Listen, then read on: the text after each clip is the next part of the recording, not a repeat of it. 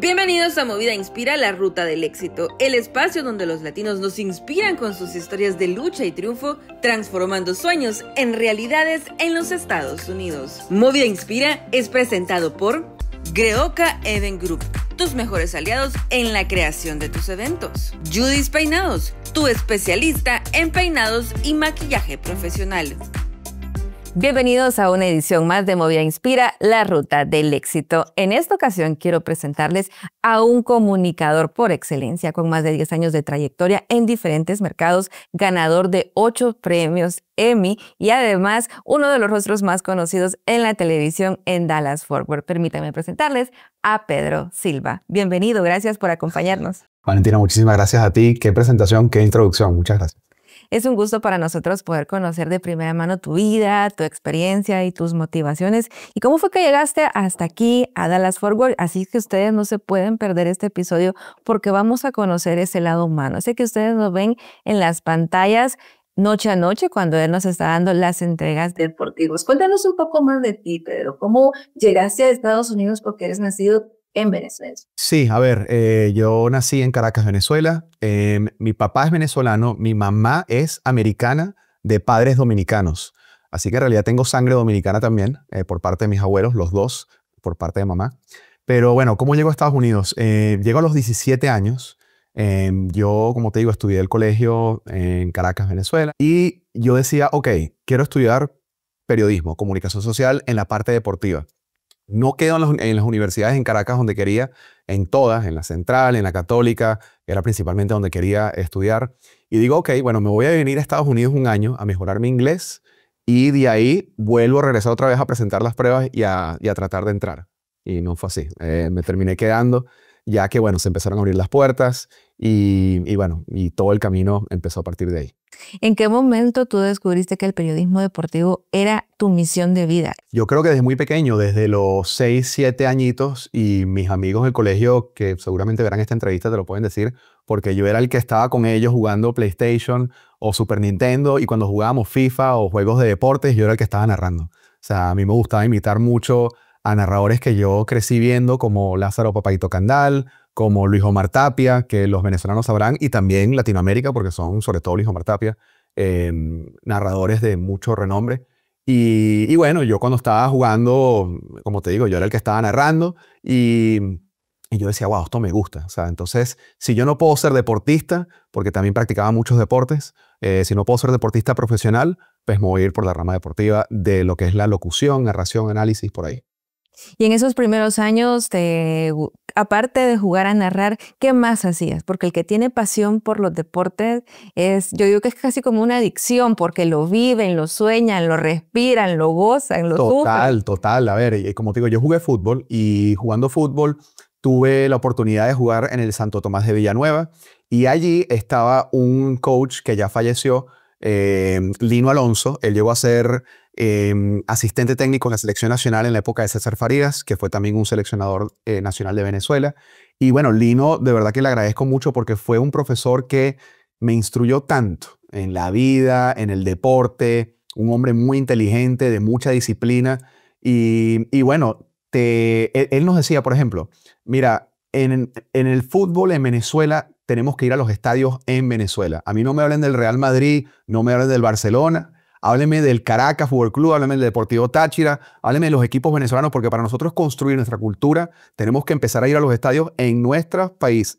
Y fíjate que eso es algo que con el pasar de los años, cuánta sabiduría, porque el fútbol en Venezuela ha crecido muchísimo y es por esa cultura que instaló o instó Lino. Porque es cierto, o sea, nuestros países en Latinoamérica nosotros tendemos mucho a admirar los clubes europeos, que eso está muy bien, pero también no hay que descuidar lo nuestro. Entonces, el fútbol fue algo que a mí me enseñó muchísimo, tanto la pasión como el querer estar ahí, el querer estar haciendo entrevistas, el querer decir, ok, nuevamente, si yo no puedo ser futbolista profesional, quiero estar entonces de alguna manera involucrado, ya sea entrevistando, ya sea en la acción, en la movida. ¿Qué te detuvo para continuar ese sueño de ser futbolista profesional? Fíjate, yo no sé si fue algo específico, pero lo que sí me di cuenta es que había que hacer obviamente muchos sacrificios, ¿no? Y tenías que también tener mucho talento, por supuesto. Yo creo que jugaba bien, pero no sé si honestamente tenía el talento para ser un futbolista de primer nivel.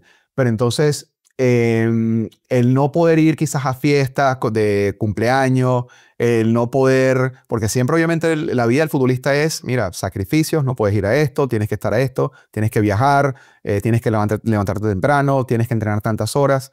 Y yo decía, wow, estás aquí todo el tiempo metido en esto y estás descuidando un poco entonces otras cosas, otros placeres. Y bueno, dije, sabes que esto quizás no es para mí, pero en ese caso yo dije, ok, me quiero preparar para ser periodista deportivo y poder estar entonces haciendo otro rol dentro del deporte. Cuéntanos entonces ya cuando llegas a los Estados Unidos, venías a aprender inglés, pero ingresaste a la Universidad Central de la Florida. ¿Cómo fue ese proceso de entrar ahí? Porque no era algo que estaba planeado previamente. No, para nada. Sí, a ver, yo vine con esa intención, pero yo dije, ok, bueno, ya cuando empiezo a vivir acá en Estados Unidos, vivo con mi abuela y yo dije, ok, tengo que estar enfocado. Yo vine aquí con un propósito que es no solamente mejorar mi inglés, pero bueno, si puedo entonces empezar a estudiar acá, pues también lo tengo que hacer, ¿no? Y entrando a la Universidad Central de la Florida, me fui en el departamento de Broadcast Journalism, que es el periodismo audiovisual. Y una vez ahí yo dije, ok, esto es lo que me gusta a mí, esto es lo que tengo que hacer. También empecé a trabajar, tenía trabajos ya part-time y la verdad que, mira, Valentina, yo creo que fueron abriéndose las puertas porque hice una pasantía en un canal en Orlando, en Telenoticias, y esa pasantía también me abrió puertas porque una vez allí, cuando la termino, el presentador de deportes que estaba ahí, cuando se está yendo, la directora me llama y me dice, Pedro, ¿quieres audicionar para la posición de Rafael Carderera que se nos va a San Antonio? Y yo dije, wow, yo estaba recién graduado o recién graduándome de la universidad y me están llamando a mí cuando por lo general uno como estudiante tienes que aplicar y mandar demos y mandar para acá, para allá. Es una mezcla de fortuna, obviamente también dedicación porque se dieron cuenta del trabajo que hice, pero el timing a veces es algo tan importante que yo creo que ha estado conmigo siempre en estos momentos. Sin duda alguna era el tiempo correcto, en el lugar correcto, con la preparación también, porque Sí. eso siempre es importante. No, la preparación total. A ver, yo siempre me gustaba instruirme mucho en el deporte, leyendo todo tipo de deportes, desde fútbol, béisbol, boxeo, básquet, artes marciales. Me fascina leer, me fascina aprender y yo creo que tener esa variedad me ha ayudado a tener una carta de presentación de decir, ok, este muchacho sabe lo que está diciendo y eso ayuda porque al momento obviamente de presentar un trabajo, pues cada uno de nosotros tenemos algo, tenemos un don. Yo creo que algunos somos más extrovertidos, algunos tenemos mejor dicción, algunos tenemos mejor presentación o presencia en cámara, pero sea lo que sea que tengas, en mi caso yo creo que la voz, la locución y la pronunciación de las cosas o de las palabras me ha ayudado a mí a tener una imagen de un periodista serio que te instruye, pero a la vez que también puedes aprender o divertirte un poquito con el deporte. Es que el deporte engloba tantas cosas, entre ellas tú lo has mencionado, una disciplina, ¿no? Sí. Cambian las temporadas, cambian los jugadores, cambia el coach, hay que conocer las jugadas y también los eventos deportivos que se van dando. ¿Cuáles han sido esos momentos en los que tú te has sentido más satisfecho con tu trabajo? Wow, mira, han habido muchísimos, Valentina. He estado a ver, te lo voy a dar quizás de los que se me vengan a la mente. El más reciente fue la Serie Mundial aquí en Texas, con los Texas Rangers en el 2023. Fue mi primera cobertura de una Serie Mundial. Yo como venezolano, el béisbol es nuestro deporte. El fútbol está muy a la par, pero el béisbol sigue siendo número uno. Y bueno, tener la oportunidad de estar ahí, ver peloteros de grandes ligas en un escenario tan grande, en este caso en el Globe Life Field en Arlington. También tuve la oportunidad de viajar a Arizona. Esa serie fue entre los Rangers y los Diamondbacks.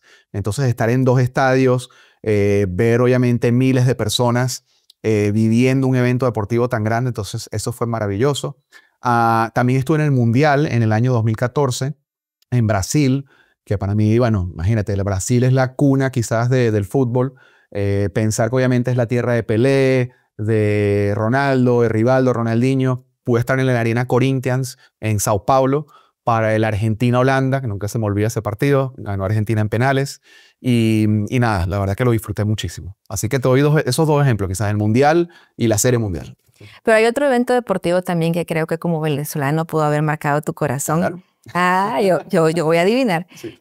La presentación que tuvo, ¿verdad? El juego de la selección de Venezuela en Arlington, Texas, fue un evento que, aunque yo no soy venezolana, pude sentir cómo mis amigos se unieron bajo un mismo corazón, una misma ilusión, bajo una misma camiseta, y ese sentimiento que había fue tan bonito. Tienes toda la razón y mira, claro que sí. A ver, eso fue en la Copa América, la última. Y te voy a dar el perfecto ejemplo. Mira, yo he tenido la oportunidad de cubrir mucho aquí a la selección mexicana, porque México juega mucho en Arlington. Y cuando juega, por lo general, muchas personas, televidentes, me escriben, Pedrito, ¿dónde va a jugar? ¿Dónde va a estar hospedándose la selección? Dime dónde está el hotel o esto. Y bueno, a veces le digo, a veces, mira, no puedo decir todavía, espérate. Pero, ¿a qué voy con esto? Cuando México tiende a llegar acá, despierta pasiones inmensas.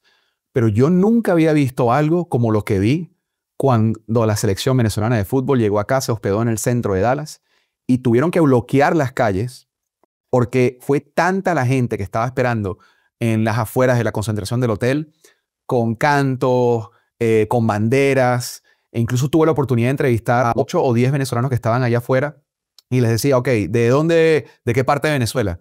Y me dijeron, mira, desde Caracas a Mérida, a Maracaibo, del Zulia había mucho, no solamente Maracaibo, había de Táchira, o sea, de todas partes de Venezuela habían aficionados. Y luego, obviamente, ya en el partido, como mencionas, el ver un gol de Salomón Rondón, que fue un gol espectacular, es de lo mejor de la Copa América.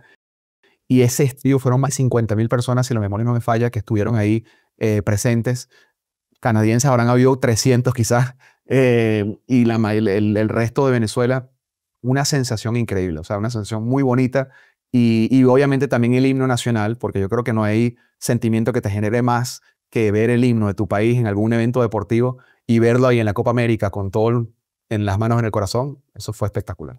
Y hay algo que tal vez nuestra audiencia no lo sabe, pero como periodista, él no puede trascender o ir más allá de esa línea y comportarse como un fan. Le toca mantener la cordura, no puede pedir fotos, tiene que ser muy prudente en toda su cobertura.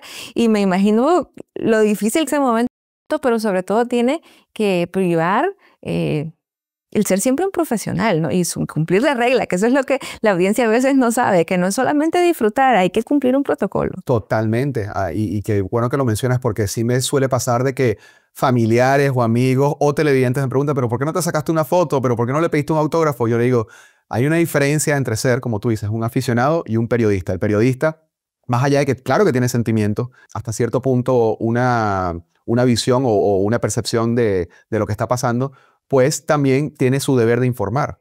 Y mi deber es informar al partido de lo que está pasando, de las acciones, obviamente si perdieron, pues bueno, no solamente todo es ganar, ¿no? A veces se pierde, que en ese partido Venezuela termina perdiendo en penales. Y bueno, sacar las conclusiones, las sensaciones de los jugadores del partido. Entonces sí, obviamente post partido me tocó ver a Salomón Rondón, a John Aramburu, a Tomás Rincón, que menciono son 3 futbolistas muy reconocidos en la selección nacional.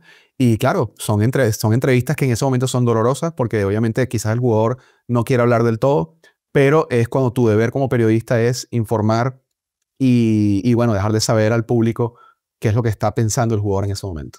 Y ese proceso también involucra, cuando estás frente a cámara, tener autodominio de emociones, a veces pensar o intentar hacerlo en un solo canal y estar traduciendo, pero tú tienes mucha experiencia siendo intérprete. Cuéntanos cómo fue esa primera vez que estuviste frente a la cámara hablando totalmente en inglés.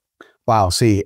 Mira, qué buena pregunta, porque si tengo que recordar cuál fue mi primera entrevista con un atleta en inglés, no sé quién se me vino a la mente, pero sí tengo un ejemplo de lo que me estás diciendo que se me vino inmediatamente. Y aquí fue una mezcla de dos, no solamente el intérprete, sino también los nervios de conocer un atleta que yo vi desde muy pequeño, Kobe Bryant, que ya falleció, el gran Kobe Bryant, basquetbolista. Y cuando jugaron los Lakers aquí contra los Mavericks, Valentina, este es un jugador que quizás después de Michael Jordan hay argumentos que él puede ser el número 2 de la historia. Yo me acuerdo que lo vi obviamente en televisión en Venezuela, aquí también en Estados Unidos. Y en ese momento que yo estoy en el locker para entrevistarlo, yo digo, wow, esta es mi oportunidad de entrevistar a Kobe Bryant. O sea, los nervios, pero al mismo tiempo, ok, lo tengo que hacer en inglés porque yo no sabía que Kobe dominaba el español, pero en ese momento lo hice en inglés y le pregunté, yo no le quería preguntar el partido, porque yo dije que yo sabía, mira, muchos le van a preguntar sobre eso. Le pregunté sobre ese fin de semana venía el clásico Real Madrid-Barcelona. Yo sabía que Kobe era muy aficionado al Barcelona porque él le había dicho en entrevistas que le gustaba Lionel Messi, que le gustaba el Barça. Cuando yo le empezó a decir a Kobe, this weekend Real Madrid-Barcelona, there's gonna be Ronaldo and Messi. Cuando yo digo eso, empieza él como que a soltar una sonrisita. Who gonna go for? Entonces le estaba preguntando quién, Ronaldo, Messi, Real Madrid-Barça. Y bueno, elaboró la respuesta. Me sentí muy bien porque sé que obviamente como que lo agarré un poquito fuera de guardia. Y bueno, eso es un momento que no se me borra de mi cabeza. Hay sin duda momentos que marcan la historia de un periodista, momentos que tocan su corazón, ya lo hemos hablado, pero también hay que decir que el trabajo a nivel deportivo involucra muchas horas. Es la previa, es durante el partido, es antes, es una preparación y de alguna manera también consume tiempo personal. No, me lo dices. A ver, Valentina, y quizás esto mucha gente no lo sabe, pero en mi caso, yo soy presentador, yo soy editor, yo soy camarógrafo, a veces, no siempre. Me toca hacer todas las funciones que quizás un periodista tradicional de hace muchos años no hacía. Y eso es porque obviamente la industria ha ido cambiando, pero al mismo tiempo también yo tengo quizás la habilidad de poder hacerlo y me encanta hacerlo, pero sí, es muchísimo tiempo. O sea, el tener que subir contenido a redes, el tener que editar una entrevista que quizás duró 10 minutos y condensarla a solamente 1 minuto. El tener que poner los títulos, las gráficas, el cambiar el audio o el ajustar la imagen si tienes que ajustarla.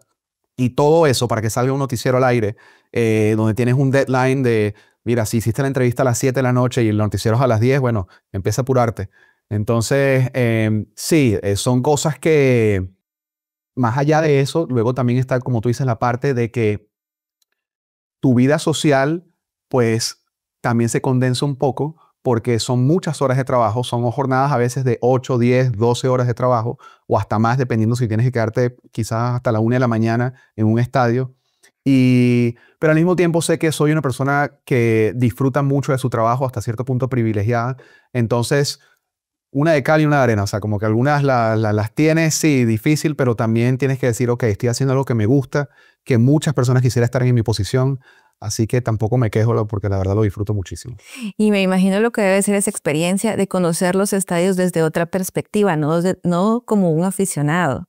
El estar en esos momentos históricos, el tener o conocer personas que pasan, ¿verdad? Que marcan la historia también deportiva, pero ¿qué hay a nivel personal? ¿Verdad? Decidiste hacer ya tu propia familia. ¿Hacia dónde te has encaminado? Sí, a ver, todavía no tengo familia. Me encantaría tenerla. Me encantaría tener en un futuro hijos. Pero sí, yo creo que eso es un objetivo personal, como dices. El poder tener mi familia aquí, ya sea en Estados Unidos o, ¿por qué no?, en algún momento en mi país, en Venezuela.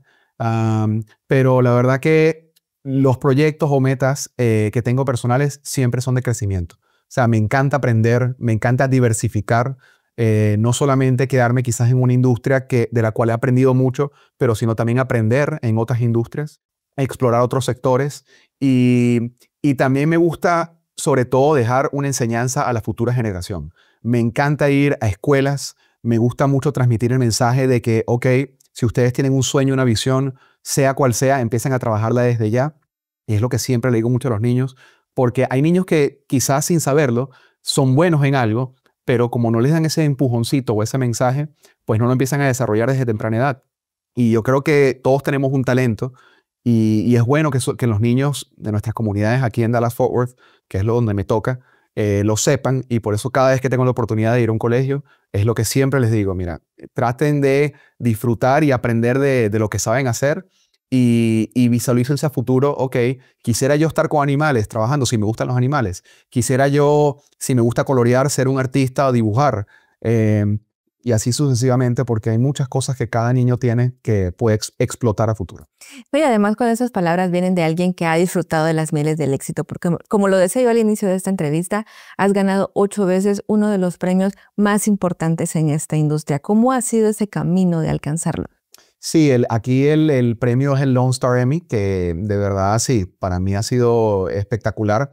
El camino ha sido, bueno, por supuesto, muchas horas de trabajo, muy complicado hasta cierto punto en el tema de estar ahí siempre consistente, pero yo creo que esa es la palabra, consistencia. Eh, Uno a veces tiende a decir, ok, ya estoy cansado o ya no quiero seguir, o bueno, déjame bajarle un poco y descansar. Y yo creo que no. Si uno quiere ser lo mejor o si uno quiere ser esa persona que quiere destacar en su profesión, siempre tienes que tener un nivel de estándar muy alto y eso yo creo que me ha permitido a mí ganar quizás esos premios en distintas categorías. Han sido categorías ya sea de reportajes por una historia humana, ya sea por segmento de deportes o como presentador de deportes. Em, y sí, entonces para mí ha sido obviamente un orgullo. Sobre todo en una de esas ceremonias tuve la oportunidad de llevarme a mi abuela, que como te decía, mi abuela también es una persona que ha sido muy influyente en mi vida. Yo viví en la universidad con ella y esta ceremonia fue en el Estadio de los Vaqueros. Yo la viajé para que fuera mi acompañante y en esa ceremonia gané 3 premios y en los 3 premios los discursos se los dediqué a ella. Así que bueno, obviamente para mí ese fue el momento también que hay momentos que te marcan y que te dejan algo grabado en la cabeza. Nunca se me olvidará ese momento. Y que esa sonrisa, ese aplauso que viene de ellos, no se compara con el aplauso de nadie No, más. para nada. No hay nada como las abuelas que son un tesoro, que son esas personas que a los nietos los adoran y nosotros también nos adoramos a ellos, los abuelos. Y nada, eso fue de verdad espectacular y bueno, te estoy eternamente agradecido a mi abuela Carmen, que ha sido, bueno, un pan y un tesoro para mí. Pedro, hemos hablado de las mieles del éxito, pero hay que decir que la vida también tiene momentos difíciles. Sí. ¿En qué momento tú alguna vez te has planteado, quiero cambiar, esto quizá no es para mí? ¿Ha existido alguna duda o alguna decepción? Sí, no, por supuesto. Yo creo que más es por el tema de la soledad. Yo creo que en este país tú llegas y para las personas que quizás llegamos solos, porque como yo llegué, por ejemplo, no voy a ser el país, sino la ciudad de Dallas. A Dallas yo llegué sin conocer a nadie. Yo dije, ok, voy a aventurar. Obviamente apliqué para la posición, me contrataron, excelente, perfecto, un nuevo reto. Pero llegas y dices, wow, tengo que empezar a conocer gente, tengo que empezar a tratar de hacer conexiones, amistades. Y son cumpleaños que pasas solo. Yo mi primer cumpleaños lo pasé solo. Un 24 que lo pasé solo. Esos son momentos que uno está sentado reflexionando y diciendo, ok, vale la pena esto, porque estás acostumbrado obviamente a celebrar estas fechas festivas con tu familia, con amigos, con música, Con comida. comida, la yaca, en nuestro caso, obviamente el bollito, y uno dice el pan de jamón, y uno dice, wow, pero quizás en ese momento obviamente te duele, te molesta un poco, pero luego el chip tiene que ser, ok, pero olvídate que sí, es algo que tienes que pasar, pero tú viniste aquí por un propósito, por crecimiento personal, por seguir en tu carrera, por obviamente tener una mejor calidad de vida. Entonces, yo creo que la soledad puede ser a veces algo que te pasa por la cabeza y muchos caen quizás en un poquito de depresión o un vacío. Por suerte, digamos, quizás no me ha tocado porque se me ha hecho fácil a través del deporte conocer gente. Como te decía, yo practico deporte, entonces yo digo, bueno, ¿cuál es la forma más fácil para mí de ir a conocer personas? ¿Dónde están jugando fútbol aquí en esta ciudad? ¿Tal lugar? Ok, me voy para allá. Y empiezo a jugar, mucho gusto, mucho gusto. ¿Dónde eres? En Pedro, bla, bla. Y ahí, ok, dame tu número y listo. Y así he podido conocer a gente, muy buenas personas. Y yo creo que nuevamente el deporte es algo que ayuda, te sana, te distrae, une. Es un remedio para cualquier problema. Y justamente es una de las cosas que casi no nos gusta practicar. Por lo general tenemos una vida un poco más sedentaria, rutinaria, y no ponemos eso como una prioridad, ¿no?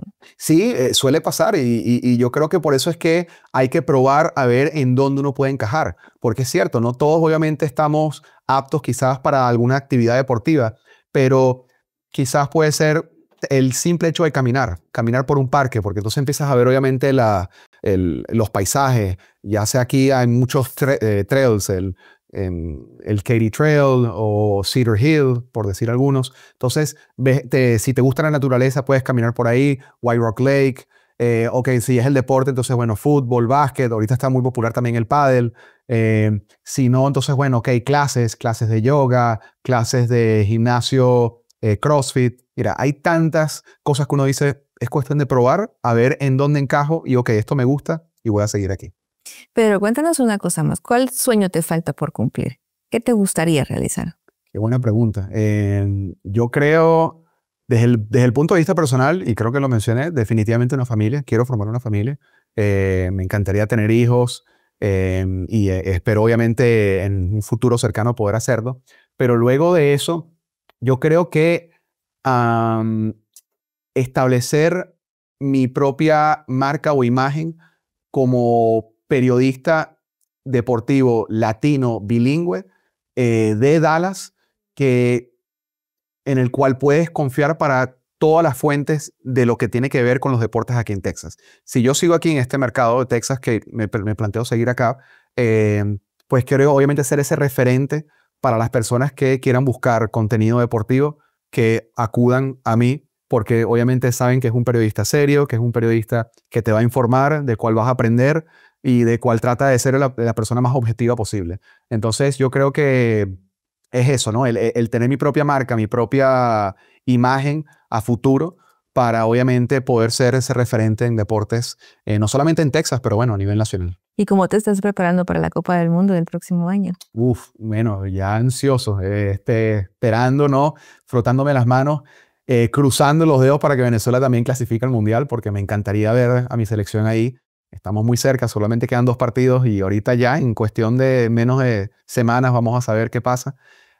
Pero ya aquí a nivel local, bueno, son 9 partidos, imagínate, la sede que más partidos va a tener aquí en la Copa del Mundo.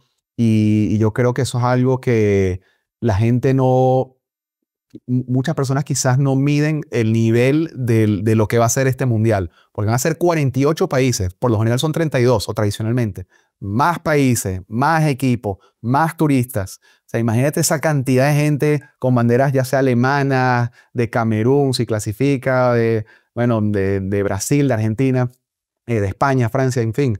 Va a ser algo increíble. Entonces estoy ansioso, ¿no? Por estar en el estadio, en los alrededores del estadio, en el centro de convención donde va a estar el centro de transmisión de la FIFA, en las distintas canchas donde los equipos van a hacer concentración, que está Dallas Baptist University, que está Frisco también, el Toyota Soccer Center. En fin, pero bueno, cobertura por todas las forwards. Es que le cambió hasta el rostro cuando le mencionamos el Mundial. Falta poco, Pedro. Falta poco, falta menos de un año y yo sé que obviamente aquí hay aficionados, sobre todo los latinos, ¿no? Que queremos ver o van a ver a México, Argentina, Brasil, a Paraguay, Uruguay, que ya son, estos países que estoy mencionando ya están todos ahí, prácticamente ahí. Bueno, México obviamente siendo sede va a estar, pero digo, Uruguay está prácticamente clasificado, Paraguay también. Entonces, solamente falta Colombia, que Colombia ya con Bolivia casi puede sellar su clasificación. Así que va a ser increíble. Más los países, obviamente, del centro, que estamos esperando también que logren su clasificación, pero bueno, puede ser Panamá, El Salvador, Guatemala. Aquí todavía falta camino para definir quiénes van a estar. Sin duda, nos vamos a divertir mucho viendo esta cobertura. Te deseamos el mayor de los éxitos y queremos cerrar esta entrevista pidiéndote que les des un mensaje a esos niños que sueñan con crear, con ser, con alcanzar el éxito, pero sintiéndose orgullosos de ser latinos. A ver, yo creo que el mensaje es, como tú dices, no paren de soñar. Todos desde muy pequeños tenemos una visión. Yo tuve la visión de querer ser periodista deportivo desde los 6, 7 añitos. La tuve muy clara. Lo que no tenía claro era cómo el camino iba a ser, pero hay que confiar, hay que dejarse llevar por nuestros papás, por las personas que quieren lo mejor de ti, por tus familiares, por tus tíos, por tus abuelos, que esas son personas que siempre están en tu vida muy cercano a ti. Hay que saber rodearse de personas que quieren buenas intenciones para ti. Hay que tener buenos mentores. En este caso menciono a mi hermano, que también mi hermano ha sido uno de mis mejores mentores. Así que, nuevamente, niños, papás, familiares, buenas personas, una visión, enfoque y sueñen en grande. Sueñen en grande porque yo nunca me veía en este país, en Estados Unidos, habiendo crecido y nacido en Venezuela hasta los 17 años, pero termino estando acá y he podido cumplir muchos de mis sueños que tuve de pequeño, entrevistando a múltiples atletas que nunca me hubiese imaginado que iba a tener la oportunidad de entrevistar y estando en eventos deportivos que para mí han sido un sueño. Así que disfruten el proceso, pero siempre muy enfocados y siempre muy con la visión en camino a lo que quieren hacer. Gracias, Pedro, por habernos acompañado en esta entrevista. Estamos muy contentos de todo lo que nos has compartido y esperamos que de verdad que se toquen esos corazones, esas ideas, esos sueños de todos aquellos los que nos están viendo. Recuerden suscribirse a este canal y seguirnos a través de las redes sociales para ver más contenido de Movida Inspira, la ruta del éxito. Movida Inspira fue presentado por Greoka Event Group, tus mejores aliados en la creación de tus eventos. Judy's Peinados, tu especialista en peinados y maquillaje profesional.